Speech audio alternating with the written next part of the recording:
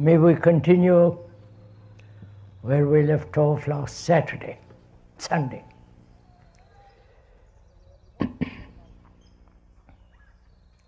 We were talking about the right kind of relationship.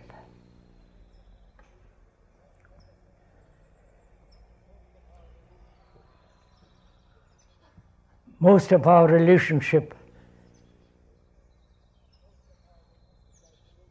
is in that relationship there is a great deal of conflict, struggle, lack of understanding each other, and so on. We went into it very carefully. If you do not mind, we won't go into it again today. That's where we left off last Sunday when we met here. We pointed out how important it is to have right kind of relationship. Man, woman, or with people who are far away from us. Because life is a relationship, is a movement in relationship. And apparently, we have never been able to solve the problem of not having conflict in relationship. And we went carefully into that problem. And this morning, we are to talk about two things: order and fear.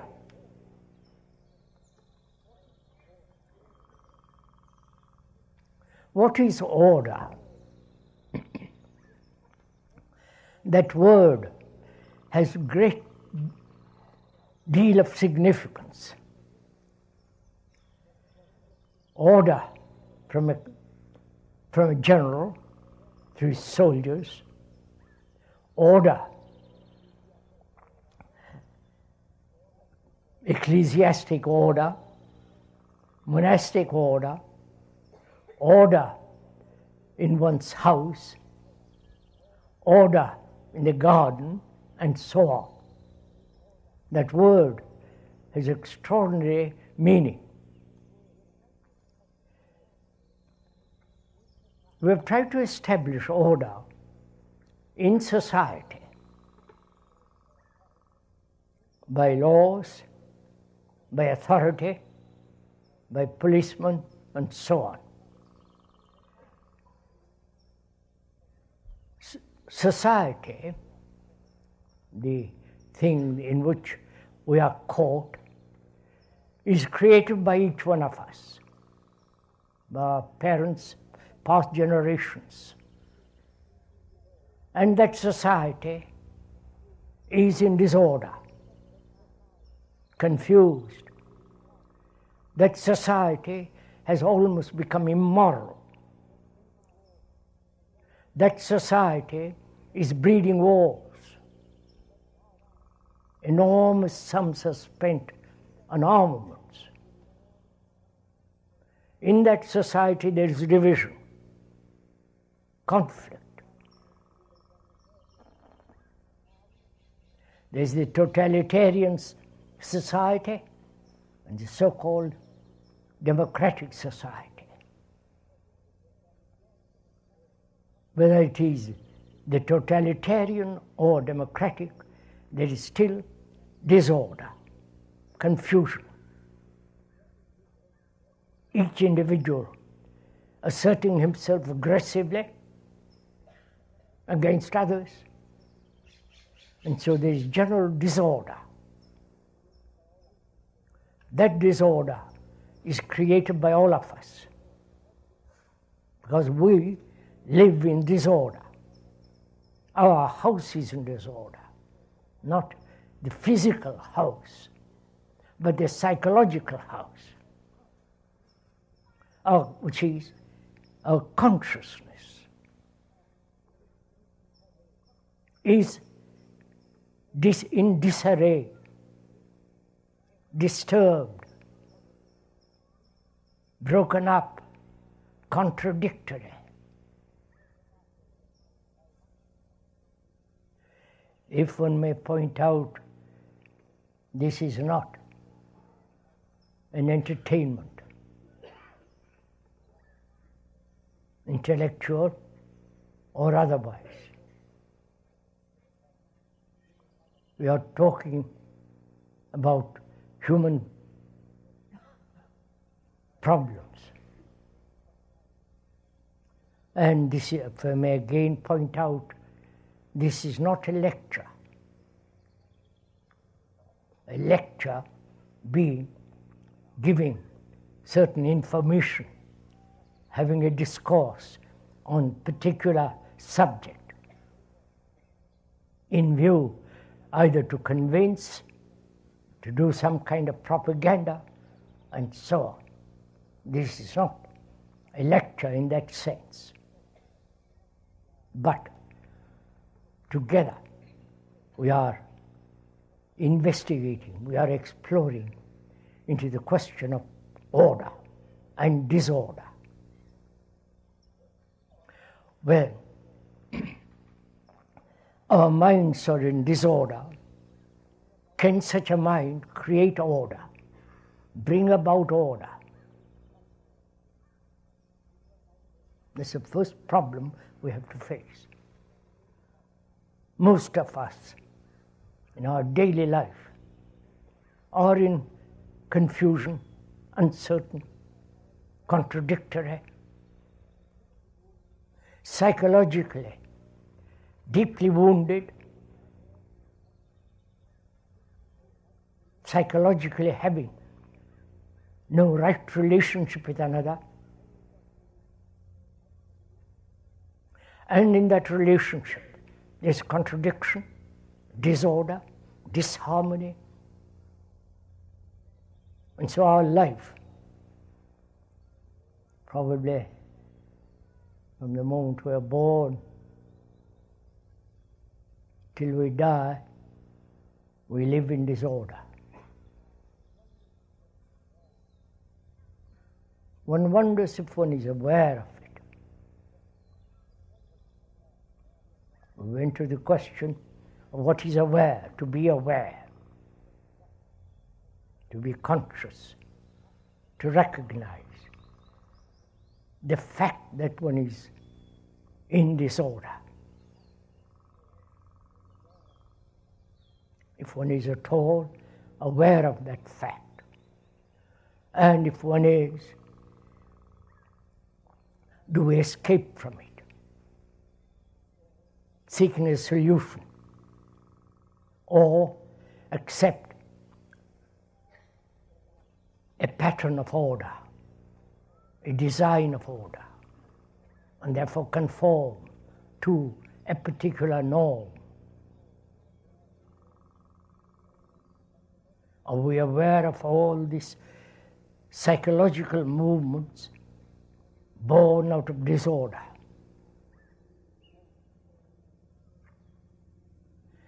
And how does this disorder come about? Why, after so many millennia upon millennia, we live in psychologically in disorder, and therefore outwardly in disorder? Outwardly, our disorder is expressed in multiple forms, as nationality, division among people, religious divisions, wars, and so on. So, we're asking, is it possible to be free of this disorder, the ending of disorder, and therefore, and the very ending is order. Order is virtue.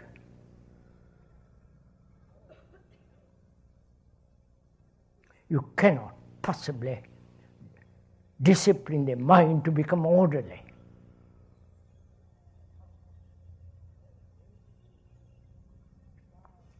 Because the entity who desires order, that entity himself is the result of confusion. And therefore whatever order he creates must bring about disorder.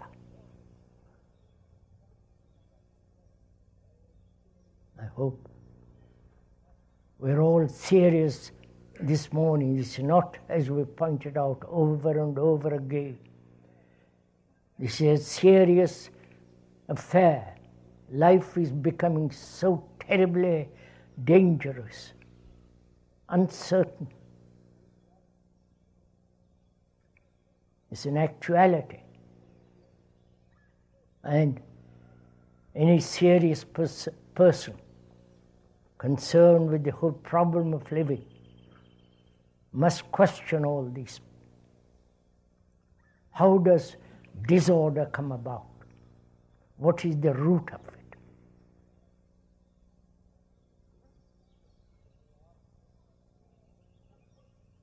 When we ask a question of this kind, you're asking the question, not the speaker. You're asking the question of yourself.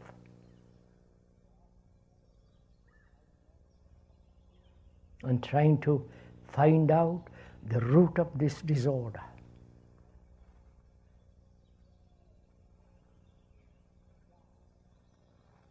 Is it desire? Is it very nature and the structure of thought itself is disorder?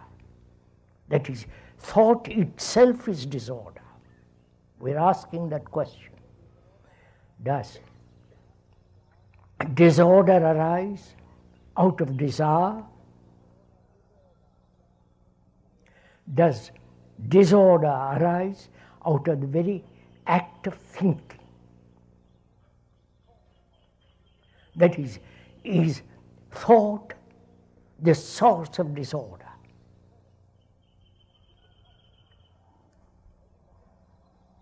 Probably most of us have not even asked such a question. We accept and live in disorder. We say that's our conditioning, and we must accept that condition. And so we become used to disorder, accept it, and trying to modify it. But we never ask of ourselves why we live in disorder, psychologically, inwardly, within the skin, as it were. And what is the root of it? The very substance that brings about disorder.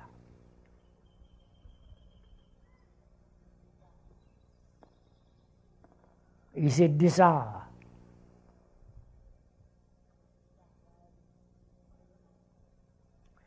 Desire in itself is contradictory. Wanting one thing and resisting something else.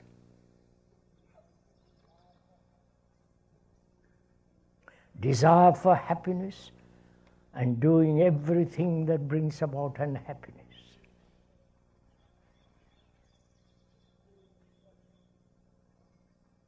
Pursuing pleasure, the desire for pleasure, and that very desire creates disharmony.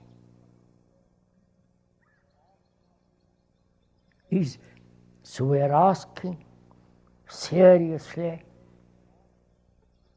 is desire itself the root, the origin, the beginning of disorder?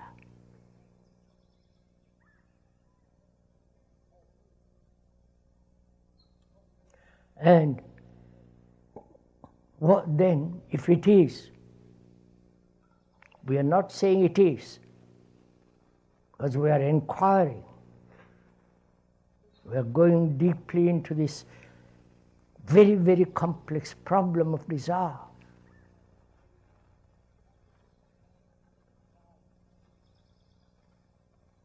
Desire is has great energy, drive.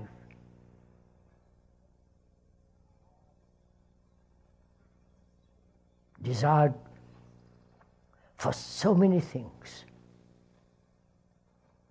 for power, position, for wealth, for freedom, for heaven. Desire to live happily, comfortably. And this desire, as it is, accumulates itself into will. Will is the essence of desire. So we must inquire, what is desire, which may bring about disorder. We desire to have food, that's quite natural. We desire to have a house, a shelter, that's also quite natural. To be clothed, that's quite natural. But is psychological desires for power, position, to become something beyond what one actually is, to achieve some idealistic state. There are so many kinds of desire, contradicting each other and sometimes working together. So we should very carefully go into the question of why and what is the origin of desire, and whether it is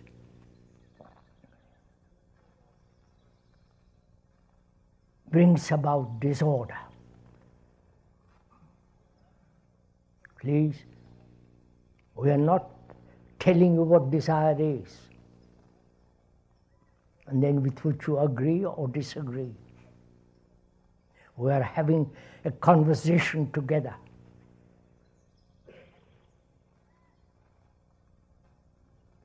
We are having, as two friends talking over together, the very, very complex problem of desire. So you are inquiring, not the speaker. The speaker is only verbalizing, putting into words the inquiry which you are making.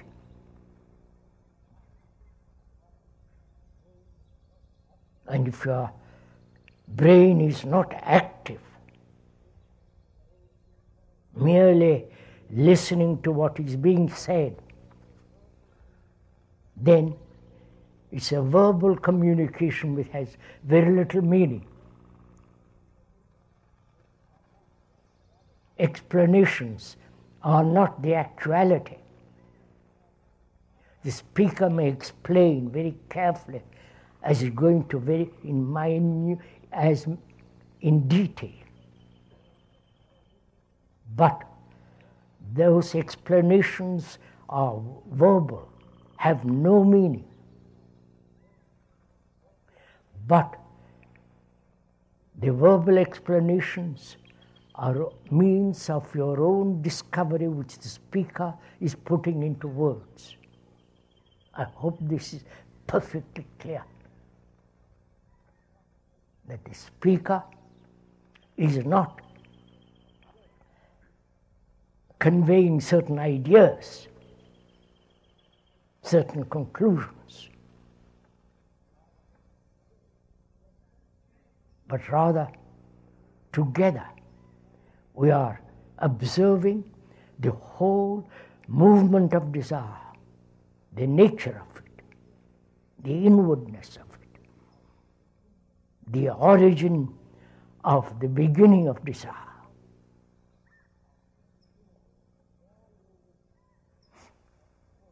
In all religions, throughout the world. Organized religions. The accepted authoritarian orthodox religions.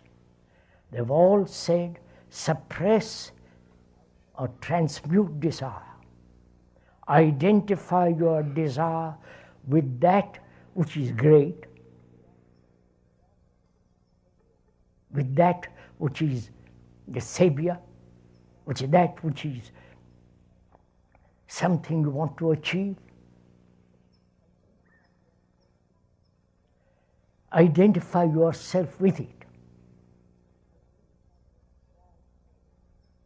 And so gradually suppress any contradictory, any sensual desires. This has been the edict of all religions. Monasteries are based on it. The monks pursue it. And the Asiatic monks, the sannyasis, do it in their own way. So desire has been condemned. We are not condemning it.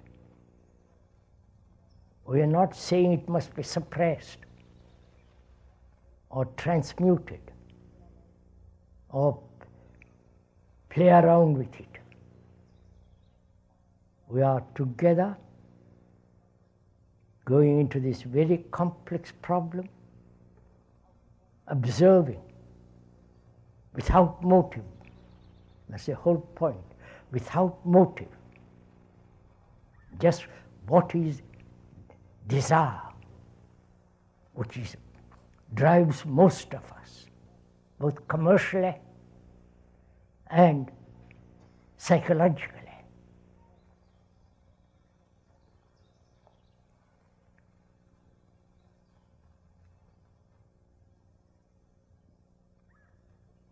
Please don't wait for me to think it out and explain.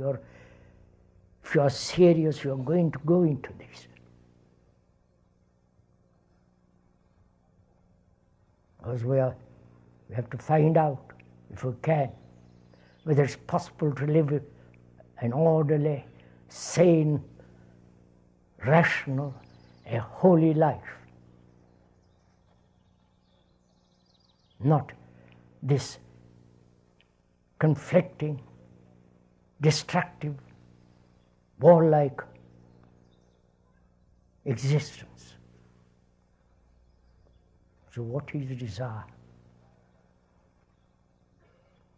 Why has it such enormous power in our lives?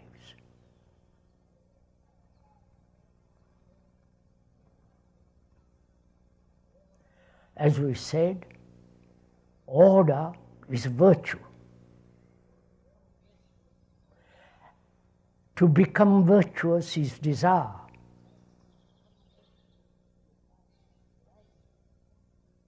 To have values established is a form of desire.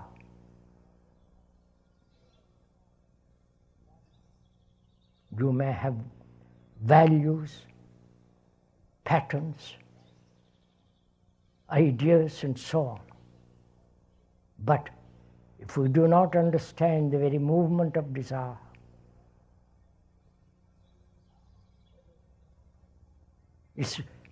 whether it's contradictory, whether it's the origin of disorder, we must inquire very, very deeply what is desire.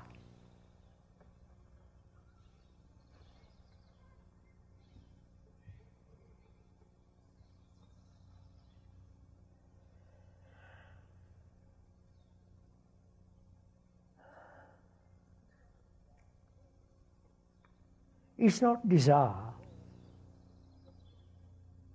born out of sensation.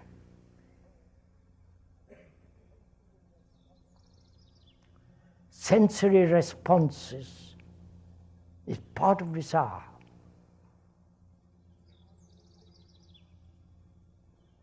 Sensation, that is, through observation, through optical perception, seeing, then contact, then sensation. Right? One sees a beautiful house, a lovely garden, and that very seeing brings about a sensation. From that sensation, the desire to own that house. Right? That is, the seeing, then the contact, then from that physical contact, sensation. This is obvious, right? Can we go on from there? You see a woman or a man who is nice looking,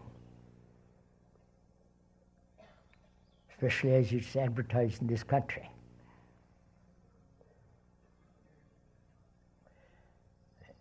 And there is the very seeing, then the contact, then the sensation. Then, please watch carefully yourself, then thought creates the image. Then, when thought creates the image, then desire arises.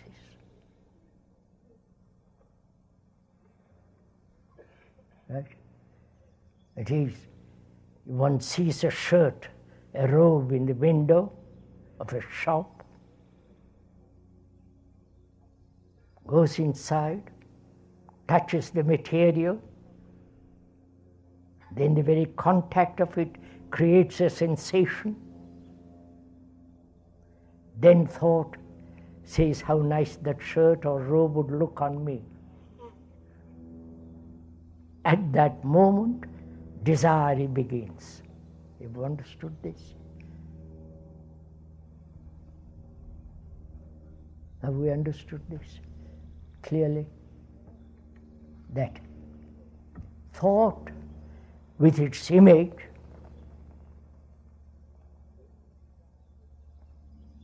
creates desire when there is sensation. Right, sir?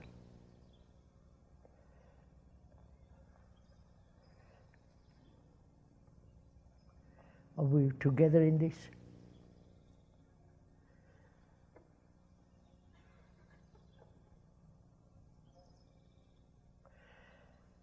And if this is clear, don't please accept what the speaker is saying.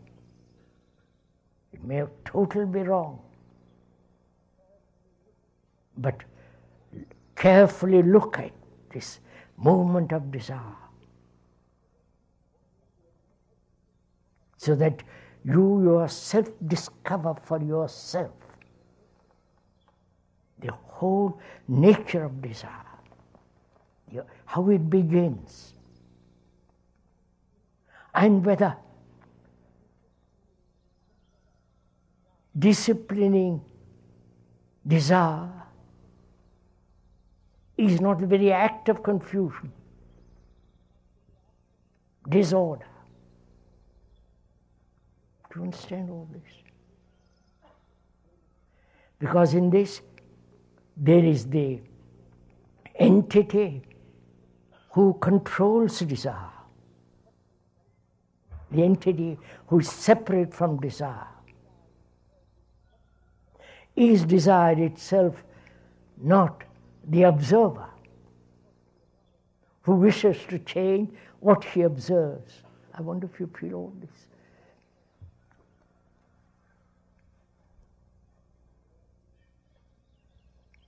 May I go on with this? Oh. Please, sirs, don't look at me. That's not important. Find out for yourself the actuality of the beginning of desire. Not how to discipline desire. We'll come to that presently. But we are just observing the whole movement of desire. The seeing, the contact, then the sensation, then thought, creating the image, which is the beginning of desire.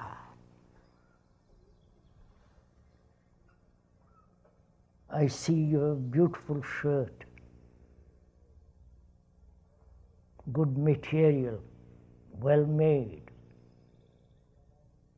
Then, if you'll allow me to touch it, there is a certain sensation out of my the sensory responses. Then, I want that shirt. Thought says how nice it would look on me with that shirt. That thought creating the image of me in that shirt is the beginning of desire. Clear?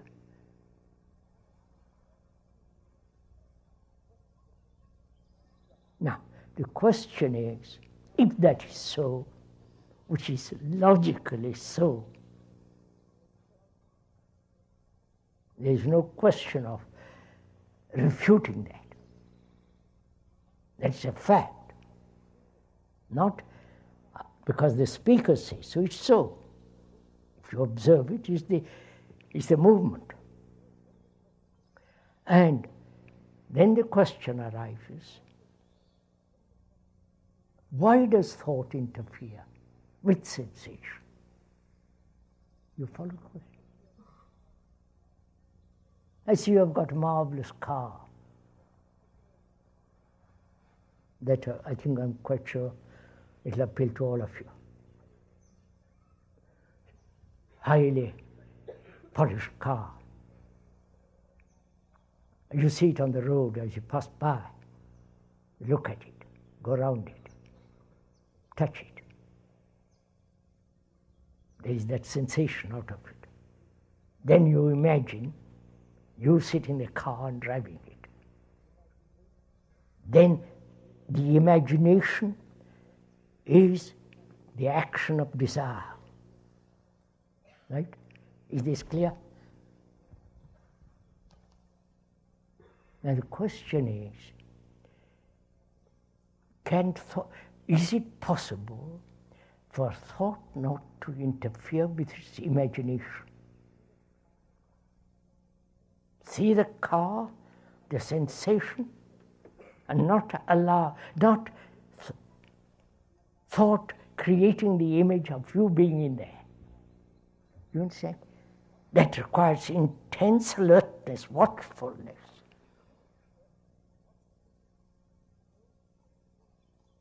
So there is no discipline to control desire, but on the contrary, the intelligence observation of desire is in itself an act which frees the mind from the urgency of desire. I hope you understand all this. Because we have got to talk something much more complex. If this is understood, then we should go and ask, what is fear? What is the origin of fear? Whether the mind, psychological state, can ever be free totally, completely from fear. Not say it is possible or it's not possible. If you say both, either one or the other, that conditions your own state of inquiry. But if there is the intelligent demand, whether the mind, whether a human being, his psyche, his consciousness, can ever be free completely, not partially. Not one day be free of fear, the next day full of fear. But the entire movement of fear, conscious as well as deeply rooted fear, whether it's possible for the human mind to be utterly free of it. Because fear is one of the factors of disorder. Not only desire, but also fear. Most human beings are afraid, either physical fears and psychological, complicated fears. Fears of not fulfilling, fears of not becoming, fears of in their relationship, fears of not having jobs, especially now in this country there are 10 million people unemployed. Fear of darkness, fear of death, fear of the very act of living. There are so many forms of fear. Naturally, as one observes fear, the state of fear,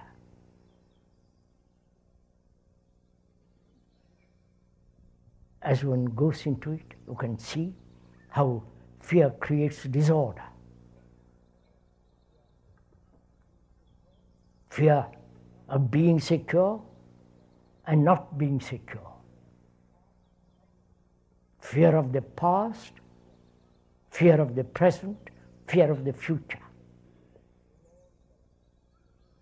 Which we all know. Most of us have experienced some kind of fear or not. Urgently, very deeply, or superficially. When one is afraid, the whole psychological state becomes tightened, strained, you know that. And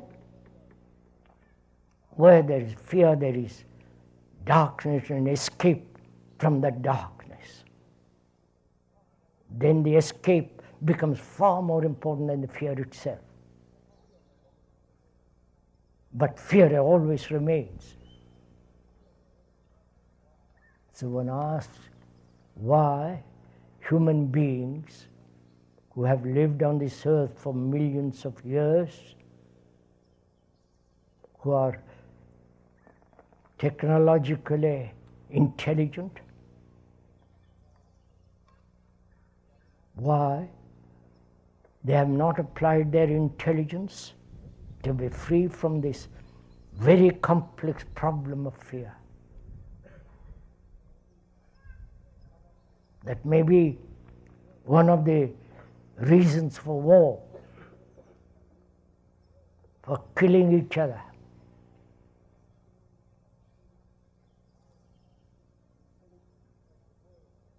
And religions throughout the world have not solved the problem. Neither gurus, not the saviors, not ideals. So it is very clear, no outside agency, however elevated, however made popular by propaganda, no outside agency can ever possibly solve this problem of human fear.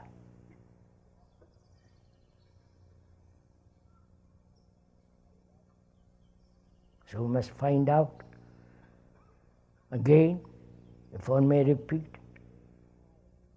you are inquiring, you are investigating, you are delving into the whole problem of fear.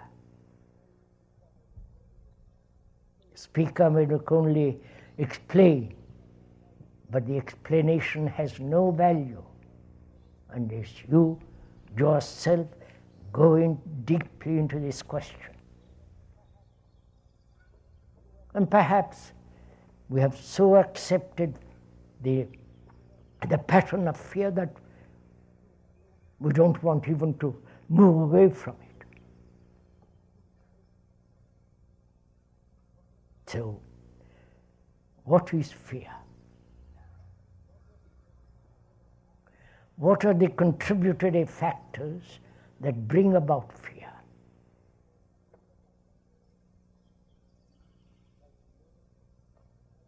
Like many small streams, rivulets that make the tremendous volume of a river. So what are the small streams that bring about fear,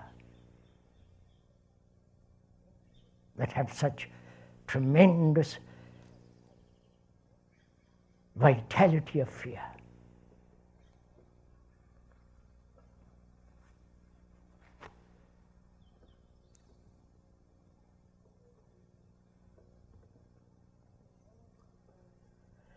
Is one of the causes of fear comparison.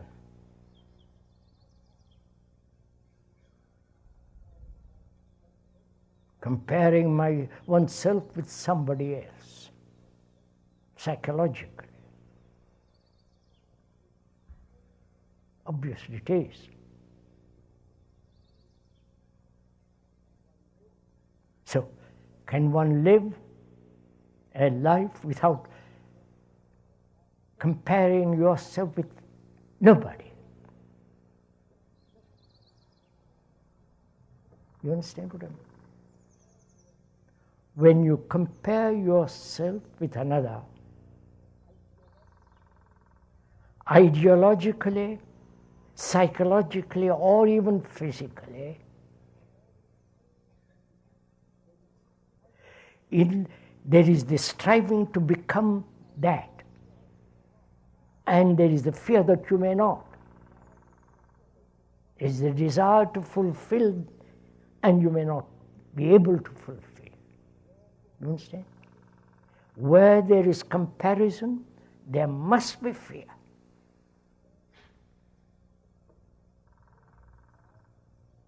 And so one inquires, asks, whether it is possible to live without a single comparison. Never comparing. Whether you are beautiful or ugly, fair or not fair, physically, psychologically, approximating yourself to some ideal,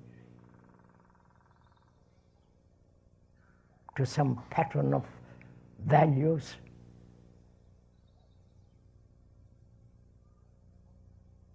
There is this constant comparison going on. We are asking, is that one of the causes of fear? Obviously. And where there is comparison, there must be conformity. There must be imitation inwardly. So we are asking, is comparison, conformity, imitation, are they contributory causes of fear? And when can one live without comparing, imitating, conforming? Psychologically. Obviously, one can. If those are the contributory factors of fear, and you are concerned with the ending of fear, then inwardly there is no comparison, which means there is no becoming. Comparison entails, the very meaning of the comparison is to become that which you think is better or higher, nobler, and so on.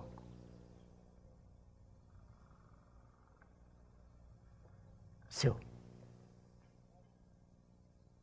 comparison, imitation, conformity, which is becoming, is that one of the factors, or the factors of fear.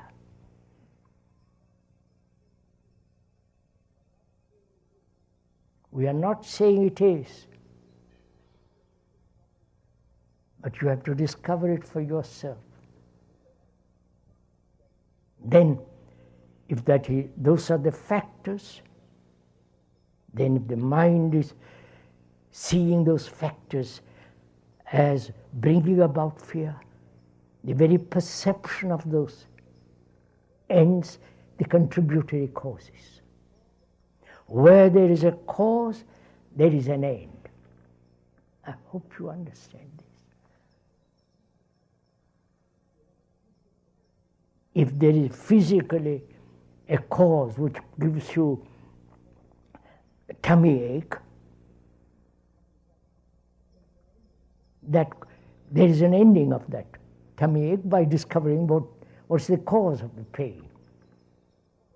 Similarly, where there is a cause, there is an ending of that cause. And is time a factor of fear?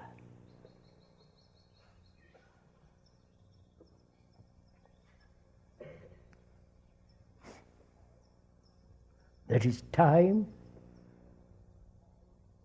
as of the things or incidents or happenings that have taken place in the past, or that might happen in the future,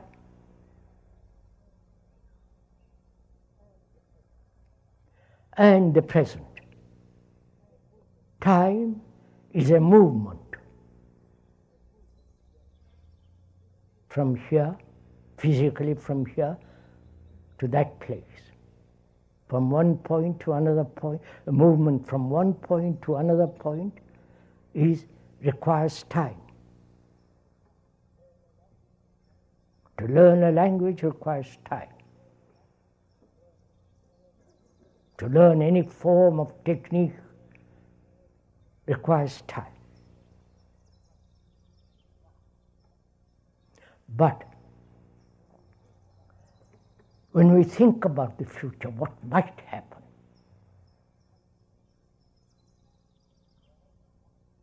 I have a job, I might lose it. My wife might run away, leave me. Future. So is time, we are talking of not physical time, sunrise, sunset, movement of the watch, clock, chronological time, but we are talking about psychological time. I am, I shall be, and I might not be.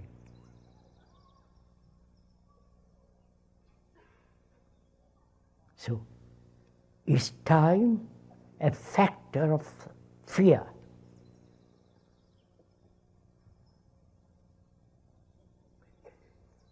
If it is not how to stop time, you can't stop time, but to observe it first. We'll go into it. But first, observe the fact that one of the factors of fear is time. That's I'm afraid of death. That's in the future. So, is time a factor of fear? Obviously, it is. Then, is thought a factor of fear?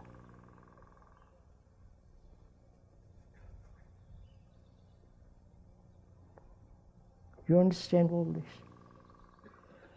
We said there are various contributory causes of fear. Comparison, imitation,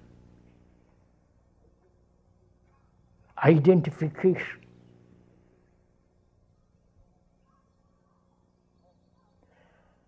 and this act of becoming to something else. I am this, I must be that. And I may not be that ever. And is time a factor in the movement of fear? Obviously it is. There is a distance between now the living and the dying, a distance from this point to that point. To move from this point to that point is fear, right? Time is fear. So, next we are asking, is thought fear? It's very important to find out. Is thought the root of fear? Time is the root of fear, obviously, as comparison and so on. And is thought also the root of fear?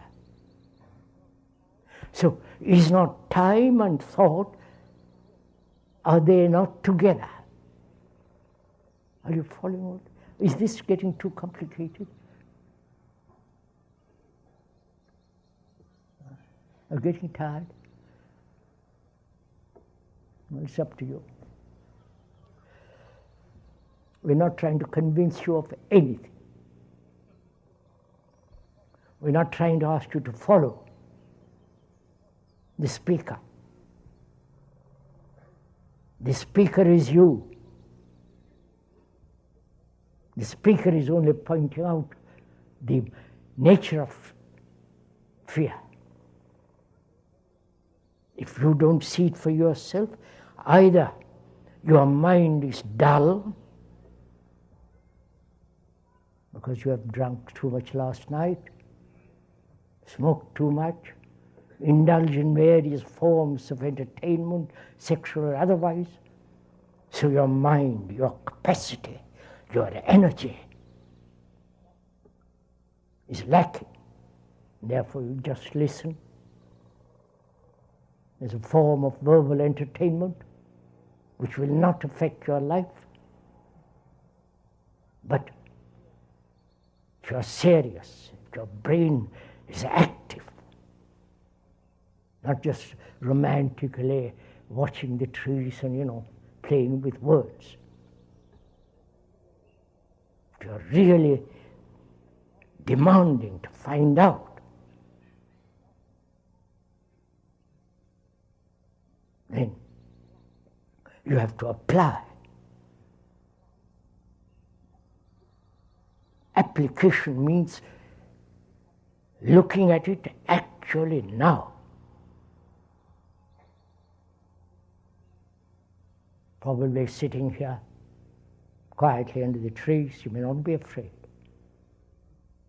But there is the fear is going on unconsciously, deeply, whether you are aware of it or not now.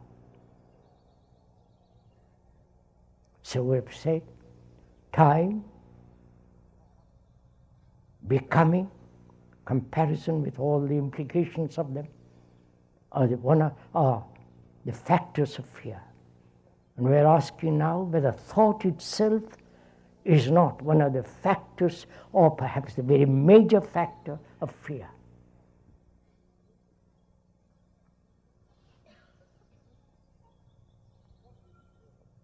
What is then thought? Thought compares. Thought imitates. Thought says, I am this, I must be that. I must fulfill, I must identify myself, I must be something. It's all the movement of thought. And thought itself may be disorder. We are inquiring, please go into it. We are not denying that thought is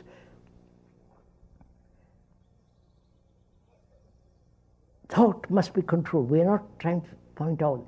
See that thought may be one of the probably major factor of fear. I was healthy last year and I am not this year, but I hope to be perfect health next year. There's in that movement, the thinking about the pain of last year, hoping not to be this in the future, is the movement of fear, thought. Right? So what is thought? Not can thought ever not stop and let nature take its own course. But we are inquiring into what is thought, what is thinking.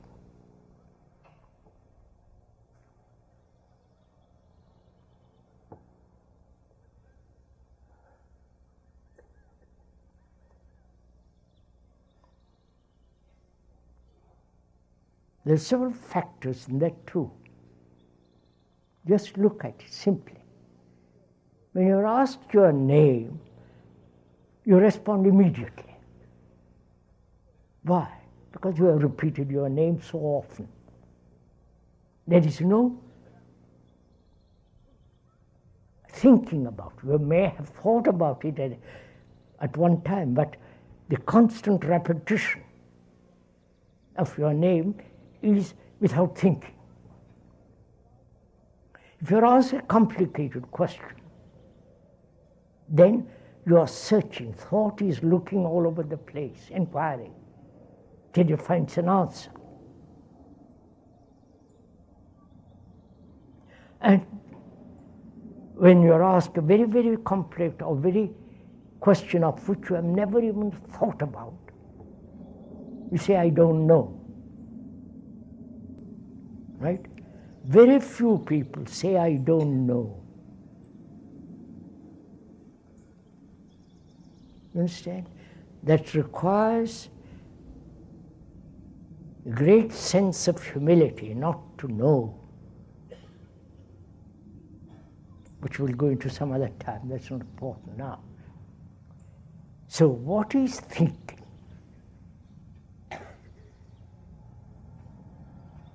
Thought has created the extraordinary beautiful pictures, paintings, marble, stone, out of stone created something exquisite. The Pietà of Michelangelo,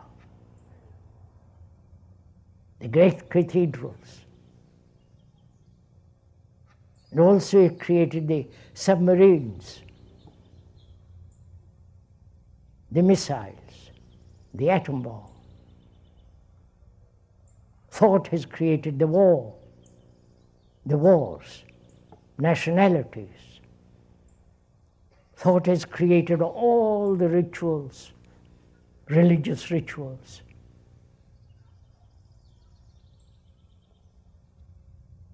thought has invented the savior,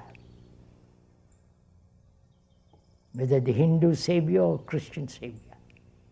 So thought has done most extraordinary things.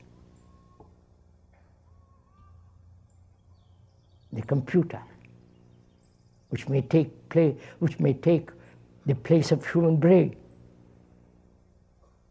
And what's going to happen to your brain when the computer does it? Everything, which will again different matter.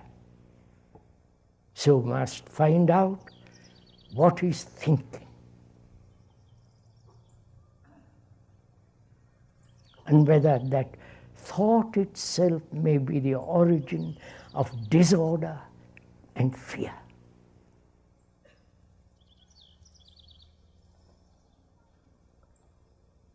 We give such extraordinary importance to thought, to the intellectuals, to the scientists, to the people who create marvelous technological things.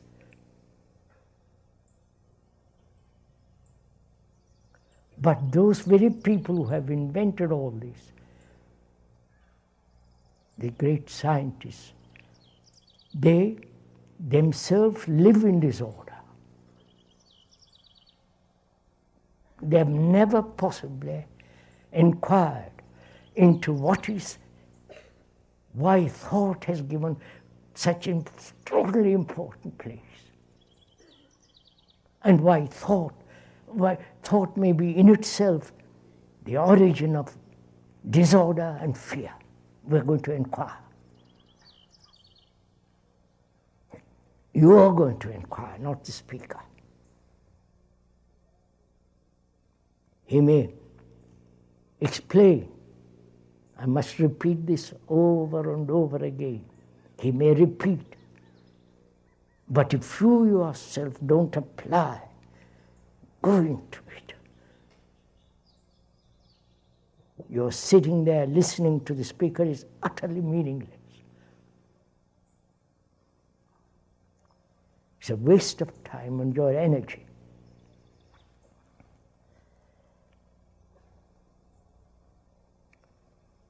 From the ancient of days, man has experienced an accident, a sensation, a danger, a pleasure.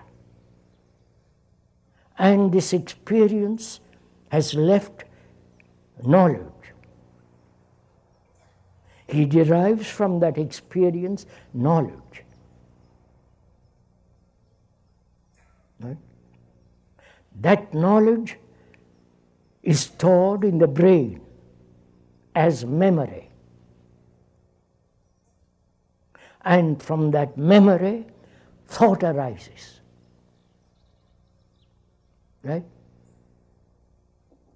So, thought is limited because experience is limited, knowledge is limited. So, thought is limited. Thought is a material process because experience is a material process.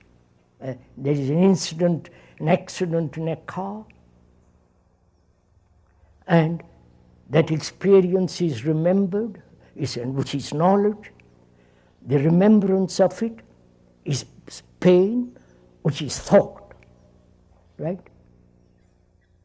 So thought is a movement from experience, knowledge, memory, thought. Again, there is no question of anybody disputing that fact. If you have no experience, if you have no knowledge, no memory, then you're not thinking, you're just in a state of amnesia. But we are supposed to be thinking human beings. So, knowledge is always limited about anything. That is so. Thought has created the things in the cathedral, in the church, the rituals, and then thought worships them. You follow all this?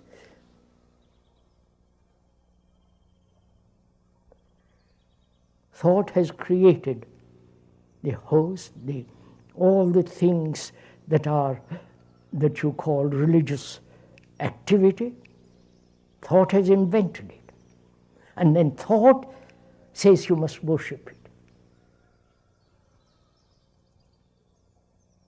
So one asks, thought is never sacred. It can never be sacred. But we have made certain things of thought sacred.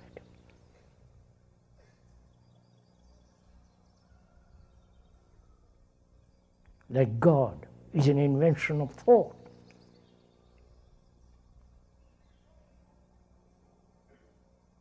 You know, you won't like this, but there it is.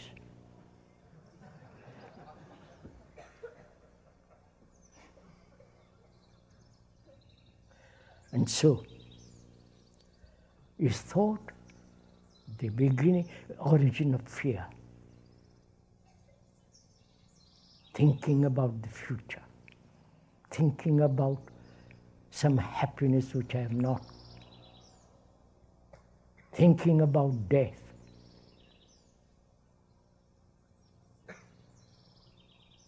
Thinking I might become that, paralyzed, all the rest of it. I might have cancer.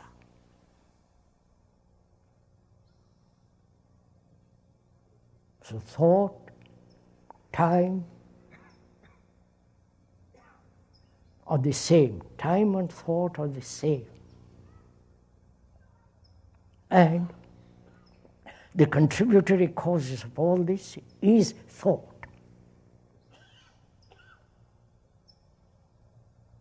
Now, the question then is, if thought is the origin of all fear, and therefore all disorder,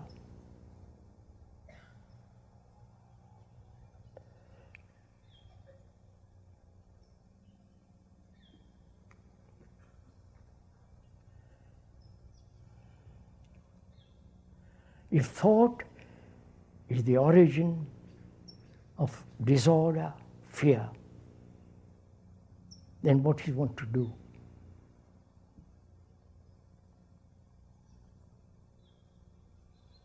You cannot stop thinking. Thinking has its place.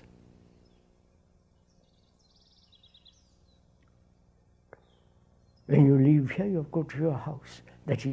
That's movement from here to there is an action of time and thought. Thought and knowledge are necessary when you are writing a letter, speaking a language, driving a car, any technological business and so on. Thought and knowledge are absolutely necessary. But we are asking, the accumulation of knowledge about the psyche, about yourself, and thinking from that knowledge, is that necessary? You understand this question? DC, please give your thought a little bit, your attention a little bit. Is it necessary to record psychological events?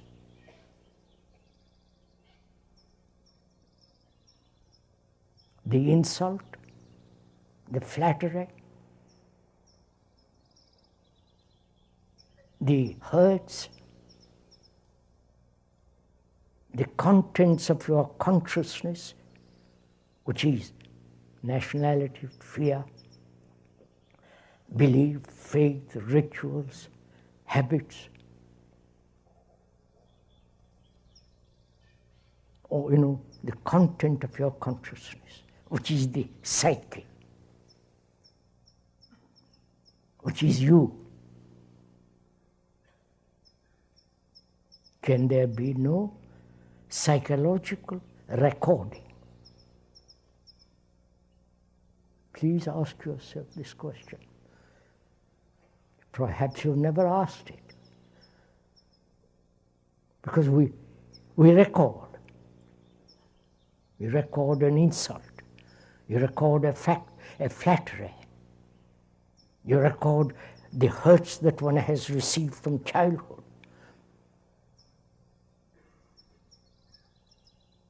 You record your pleasurable activities. You record your fears. So is it possible for a brain to record what is necessary, that is, learning a language, doing business, being a good carpenter and so on, engineer and so on? There you need to record everything very clearly, scientifically and so on. But is it necessary to record psychological events? You understand?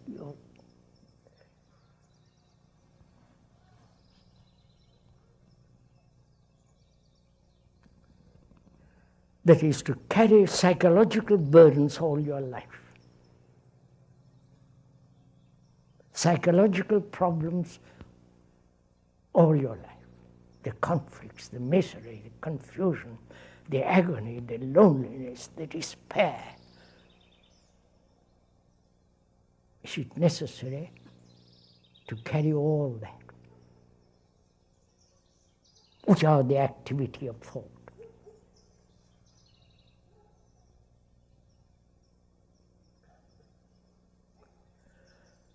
To find that out,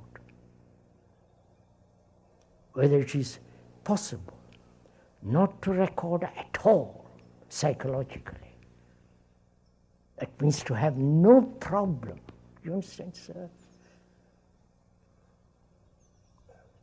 Fear is a problem to us. Order is a problem to us. Not to be something is a problem to us. Our life is a bundle of problems, both psychosomatic, physical, psychological. The whole thing, living is a problem to us. It is the recording of everything, pleasure, pain, the loneliness, the fears and so on. We're asking, can the brain not record the incidents of fear? That is, to be aware of the whole pattern of fear, which is very complex. As we pointed out, it's a very complex and intricate, and one has to observe it very subtly, tentatively, sensitively. Then if you observe it carefully, is the observer different from that which he observes? What he observes is himself. The observer is the observed. Where there is a division between the observer and the observed, there is conflict. Now, if the observer, which is the past accumulation of knowledge, observing the present fear, there is a division. And then the past tries to overcome the present, control it. Whereas the thing that is observed is the observer. When that is absolutely clear, conflict ceases. Therefore, where there is the observation of fear as me. I am fear, obviously. There is no division between me and fear. I am totally fear. Not that part of me which is not fear. I am that. And when there is total perception of that, which means giving all your energy to that, there is complete cessation of fear. There is the total ending of psychological fears completely, not for a day, but it's that which is ended has a new beginning. Right, sir.